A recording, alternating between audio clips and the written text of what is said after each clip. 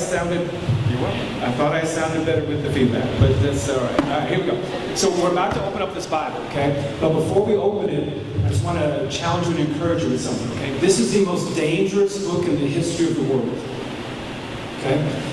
This book has changed people's lives for hundreds and hundreds of years, millennia. This book has changed nations if you ever study history, okay? Yet at the exact same time, this is the most denigrated book in our world today. This is a book ripped to shreds on college campuses. Okay? I've had college students tell me that they would be in a class and they would mock the Bible, Jesus, and the God of the Bible, but the same professors would never say anything about the Quran, the Book of Mormon, and anything else. Why? Okay? Then it says that I'm a sinner compared to his holiness and his righteousness. Now I am in a world of hurt on Judgment Day.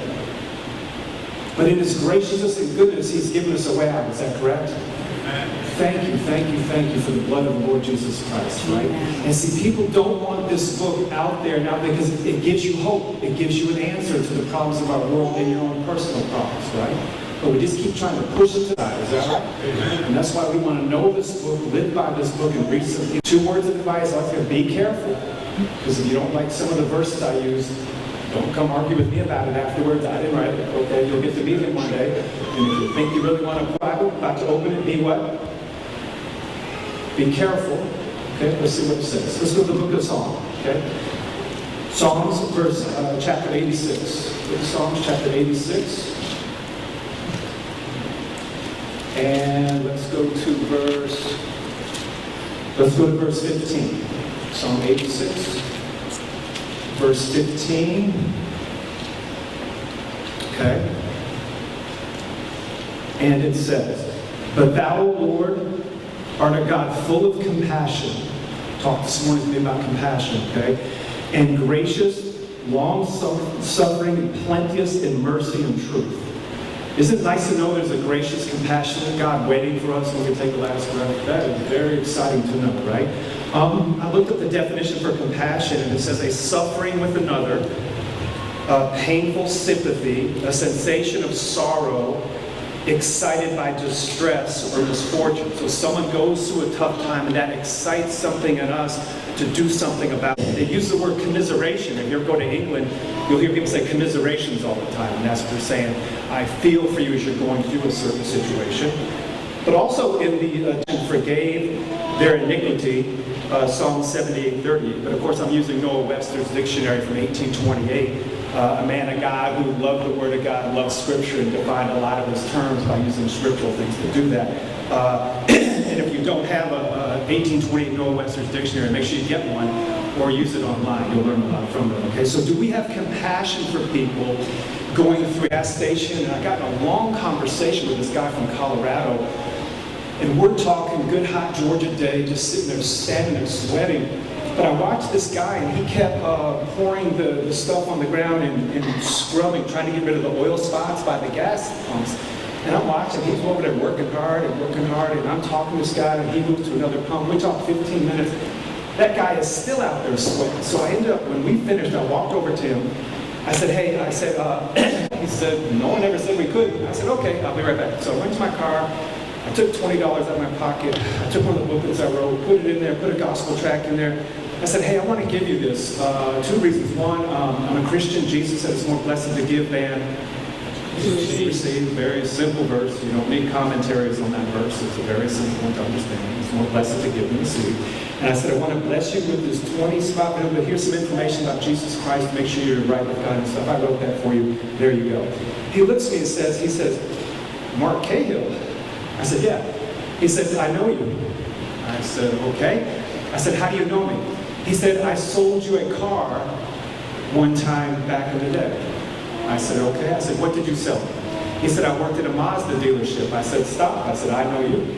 Okay. And I remember this guy. I walked up to the dealership. He was out there smoking a cigarette. We started chit-chatting. He wants to sell me a car. I didn't buy it that day, but I ended up buying it a couple of weeks later.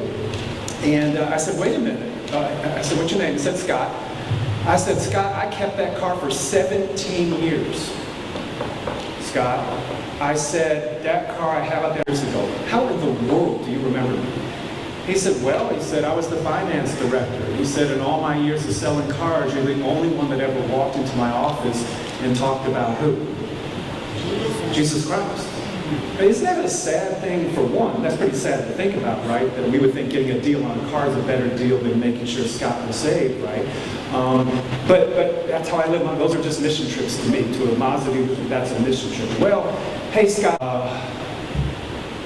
drug problems, lost his job, arrested, spent time in jail.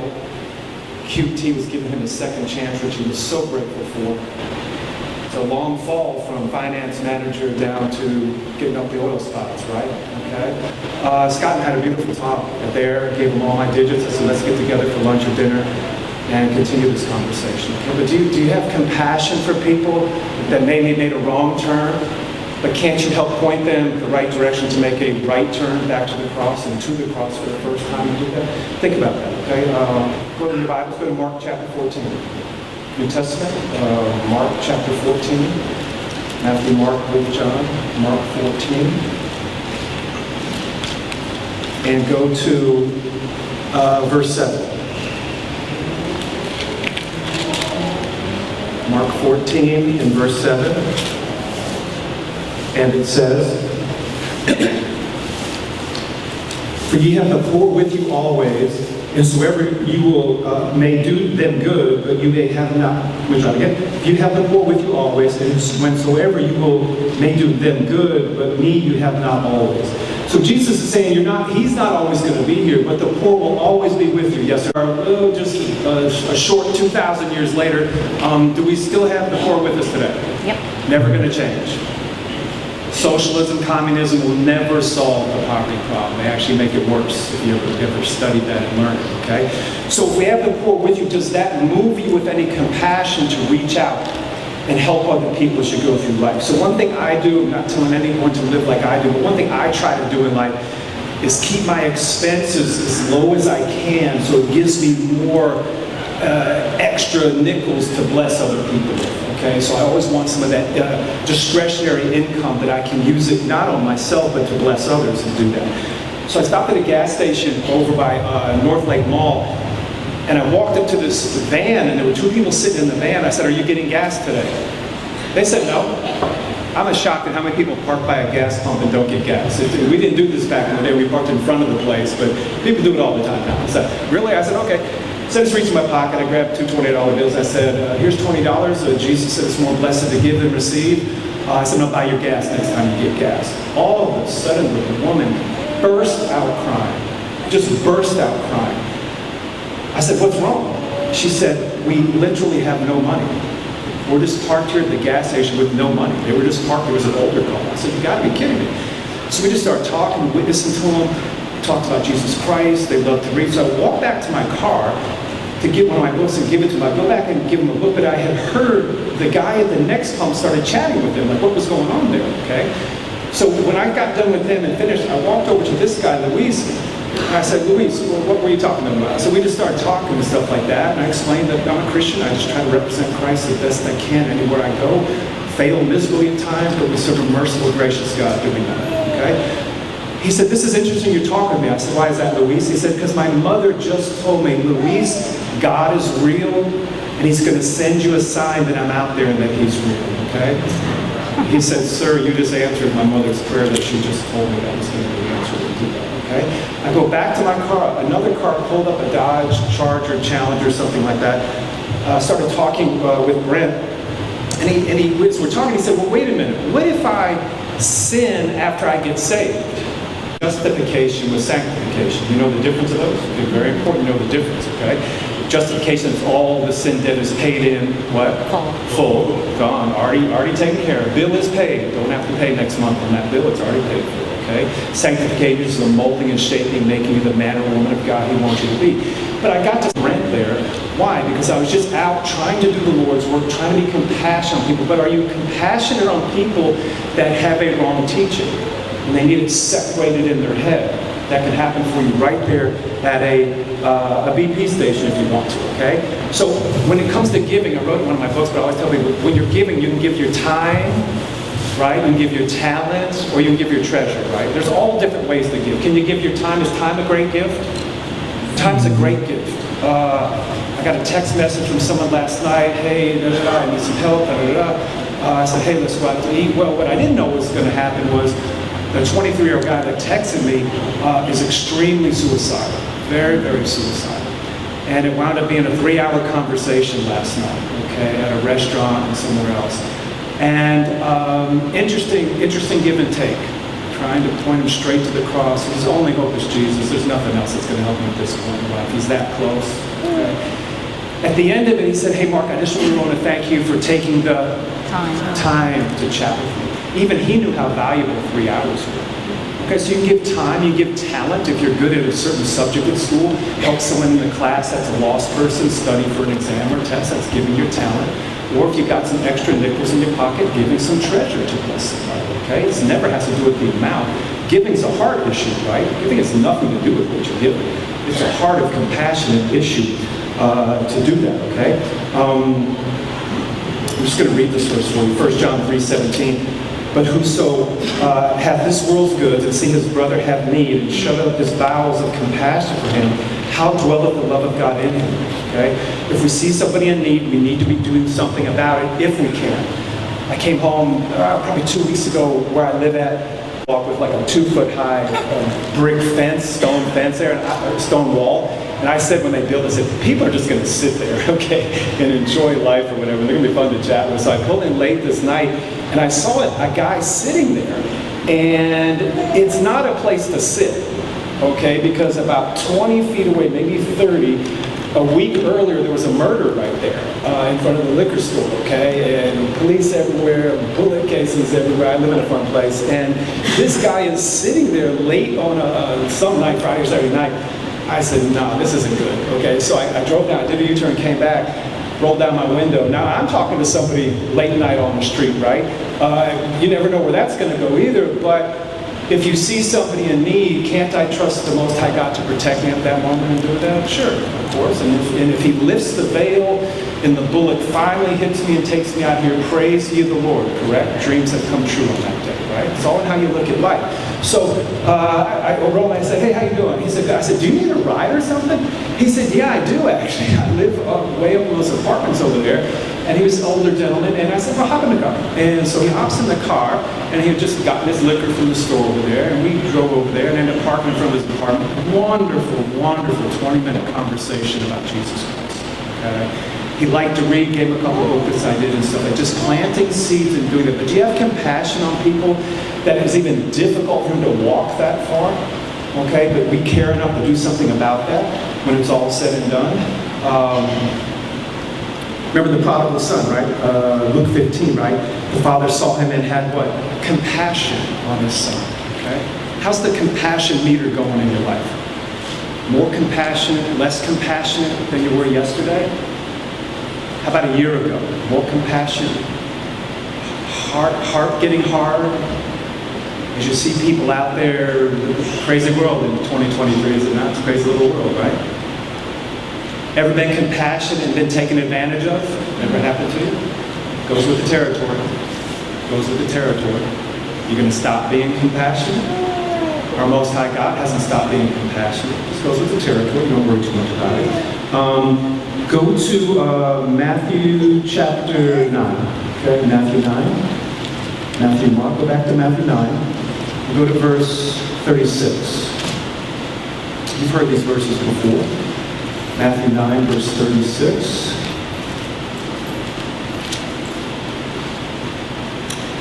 And watch what it says. But when he saw the multitudes, he was moved with what? Compassion on them, because they fainted and were scattered abroad as sheep having no shepherd. Then he saith to his disciples, the harvest truly is plenteous, but the laborers are few. Pray ye therefore the Lord of the harvest, that he will send forth laborers into the harvest, okay? The harvest is the lost souls out there. Who are the laborers? Who is that? Us. That's us. That's exactly right. That's us, okay? Do you have a compassion on people so going the wrong direction for all of eternity that you literally want to go do something about that? Okay? Sometimes I just hit laundromats, go around, hand some tracts out, get in conversations at laundromats. People are killing time waiting on the dryer to get done or whatever, right? Walked into a laundromat last Sunday. A lady looks at me and says, I don't want one of your gospel tracts this time, and I didn't want it a week ago when you tried to give it to me. Okay, well, that's her choice, right? I can't forget her. Probably never going to forget her. That causes me to what? Do what for her? Pray for her, right? That hard heart today may not be a hard heart a week from now. We don't know that. But I need to have compassion on people like that. That laundromat right over there. 2 Sundays ago, got in a conversation with a 25-year-old guy in there. We ended up sitting in my car for a while with some AC. We needed some AC. It was one of those hot days. We start talking. 25-year-old, extremely suicidal. 3 different times he's taken his car and run it head-on into another car. One time was a truck, 18-wheeler head-on. I said, what injuries do you have? A bump on the head, crack of the small of his spine, but no paralysis, nothing. 3 different times took a handful of pills and took the pills trying to kill himself. Did not die. I said, young man, you must be a cutter too. You know what cutting is? If I say cutting or cutters, okay? And so I grabbed his wrist and I just turned his hand over. And his forearms had all these cuts on it. It's a way we call slow suicide and do that. I said, okay, what's going on here? And he told me how many times he had tried to commit suicide, 25 years old. He said, I found out that my girlfriend was cheating on me for 4 straight months. Okay? I said, okay, and that is worth taking your last breath and exiting this place? Are you kidding me? You must be kidding me. Okay? I know it hurts, but it doesn't hurt enough to exit out of here. I said, by the way, I said, do you have parents? He said, yes, I live with both of my parents. I said, what would that do to your parents if you commit suicide? He said, it would devastate them. I said, how do you know it would devastate them? He said, because my 23-year-old sister has committed suicide. I said, were you close to her? He said, very, very close to her. See what happened? It's okay for sister to make that move, so now it's okay for me to make that move, and yet it would destroy his mother and father if that happened. So we sat there and talked about Jesus Christ in that car with some air conditioning, and he had just gotten involved with the Seventh-day Adventist church. They believe like we do. Nope, a little bit different, and maybe a lot of it different in certain areas, right? So I got to explain to him the biblical Jesus, okay, what it takes to be saved, and do we care about those people that literally are this close to exiting this place, and do you have a compassion for their soul to get out of your comfort zone and go and do something about that? Nothing. Have everything but have nothing. Usher, the musical artist, I ran into him a year ago in a restaurant, and we talked 15 minutes. Him and his lady Jennifer, we talked 15 minutes about God, Jesus Christ, and the resurrection. We went at it for a beautiful 15 minutes. But I knew something about him. I knew he had he got into Islam. How do I know that? Because there was a guy I've been witnessing to at the airport who does luggage and stuff, who actually got a job with him. And so I actually knew that piece about him. Okay? But do you care enough about those people to actually do something in their life and plant a seed and point them back to the cross that he grew up in? Usher's voice, if you do any research, it's a black church voice from Mississippi. That's that beautiful voice. Whitney Houston, church voice. Black church voice from New Jersey, right? Beautiful voice. And Satan says, thank you very much, let me make a move. But can't we move back into someone's life and point them in the right direction? Because Islam, Muhammad, it can help you. The Great Weighing Scale is not going to help you in Judgment Day to do that. I was in a restaurant in South Bend, Indiana. I saw these 2 couples just kind of hooting, hollering, drinking 2 bottles of wine. I told the waitress, I said, hey, I'm going to buy their meal for them today. She said, really? I said, yeah. I said, I'm a Christian. Jesus said it's more blessed to give and receive, so I always pick up someone's meal and do that. But I just don't do it as a gesture. I actually go tell people why I do that, okay? So they get ready to finish. She hands me the bill. I walk over to their table and say, hey, I just got to let you know something. I bought your meal for you today. They said, what? I bought your meal for you today. And they said, why would you do that? I said, well, I'm a Christian. Jesus said it's more blessed to give and receive, and that's how I live my life. I try to go out and bless people and do that. So you're getting a blessing today. Well, the couple on this side, the guy grabs a chair, he pulls it, and says, sit down with us. I said, okay. He said, do you know who this man is right here? I said, I don't know who the guy is. He said, this guy right here is the largest donor to the University of Notre Dame. Okay, well, when I lived in Baton Rouge, one of my students' grandfather was the largest donor to LSU, and he gave $125 million to LSU. What a waste of $125 million. Absolute waste. What they're teaching on college campuses today? Absolute waste. What kind of kingdom work could we do with 125, right? It's all how you look at life. This guy's the largest donor to the University of Notre Dame. Who knows how much he gave, right? This guy over here in the same city, South Bend, there's an all-girls Catholic school, and this was the finance guy taking him out to eat because he's trying to get what? Money from this guy as well, okay? That's what was going on. So I'm talking, I got to share the gospel with all of them. I grew up Roman Catholic, so there's tons of differences between got to share the gospel. They love to read, gave them a book each. Then they said, what you also don't know about this guy is he always buys someone's meal in a restaurant. So he told the waitress, I would like to buy that older man right there, his meal. And the lady said, and she pointed and said, well, he's already bought that for them. Already bought that guy's meal. I saw an older man sitting by himself, which typically means what? Late 70s or 80s typically means what? Widower. Widower, right. So I went over there, bought his meal, sat down, had a wonderful conversation with this older man. So then this guy goes, he says, give me that table way off in the corner. So he just picks somebody out there to buy. Well, he does that to feel good about himself. I don't do that to feel good about myself. I do that to try to represent Christ well.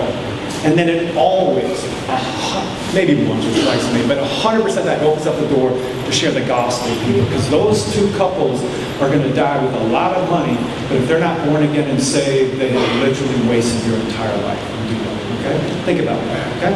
All right, let's do this and we'll close up. I'll just read this one for you. Psalm 145, the Lord is gracious and full of compassion, slow to anger, and great mercy. Hey, how do you like this? The Lord is gracious. You like that part? Full of compassion, slow to what? Anger, and of great mercy. Anybody looking forward to the first time you get to see him face to face? Anybody looking forward to that? Ooh. I had an atheist tell me one day at Music Midtown downtown, he said, I can't wait to die. He pointed his finger, he said, I've got so many questions for God. He's going to point his finger. I said, no you don't. He said, what? I said, no you don't. So what do you mean? I said, sir, the first time you see a holy, righteous, pure God, you will go face down in front of him and realize you have no questions. Okay? You should have repented and believed upon him on judgment. You should have seen his face when I said that, because that's what's going to happen on that day and do that. All right, last verse, go to Hebrews 9, and we'll close it up for you. Hebrews chapter 9. A verse all of you know, but it just got me thinking as I was putting this talk together. Hebrews 9 and verse 27. Hebrews 9, verse 27. And it says, and is it appointed unto men how many times to die? Once. Once. That eliminates what religious belief system that says you get many, many chances of dying? Which one? Reincarnation.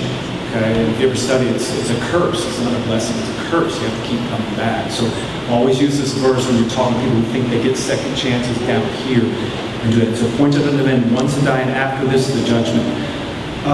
Judgment Day is real, correct? Mm-hmm.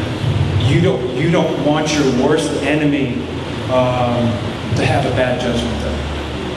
The worst, the one who's treated you the worst in this life. The young man last night, the 3-hour conversation, he was adopted when he was 3 months old, something like that. So he's dealing with that whole rejection factor, another thing you mentioned last night. And do that. We don't want anybody to have a bad judgment day when it's all said and done, and do that. So what are you doing about that to make sure everyone has a great judgment day? We've been going downtown, hitting some concerts down at State Farm Arena. And in the last couple of concerts, I had one lady look at me and said, I heard you're full of SH curse word. Had a middle-aged lady give me the finger, the bird, you know what that is. Had a teenage girl give me a double bird. Anyone remember double birds back in the day? I'm like, what is going on here? Okay, I'm just handing out gospel tracts, being nice to people, talking to people, but I always let people know, I always tell people all the time, remember something, you don't hate me. I told a guy the other day, I said, you don't know me. I said, you hate Jesus. That's the problem. Okay, and I want to make sure you're right with him on Judgment Day, okay? But you know what? These three people caused me to pray for them because I want them to have a great Judgment Day when it's all said and done. So, one thing I just want to say is that as life has continued for me, I've become much more compassionate as I've grown in my faith in Jesus Christ. One of the things I think should be a prerequisite to be ordained is being a compassionate man of God. I just think it should be one of the prerequisites for that. Deep, I just want to say, is the years I've known you, a very, very compassionate man of God.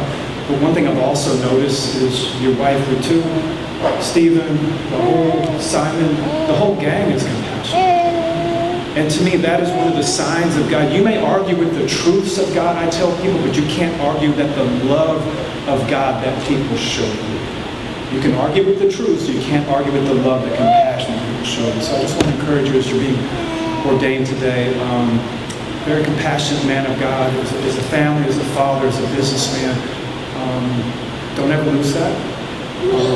And let God even make you more compassionate in the days to come. And so the more compassion we have for others in these final days, the better this compassion is used so we can share the gospel with people. Whether you're comfortable or not, okay? Make sure you're stepping out of your comfort zone for Jesus Christ, being strong for Christ in these last days. You will not regret it here, and you will not regret it on Judgment Day either. Okay? Let's pray.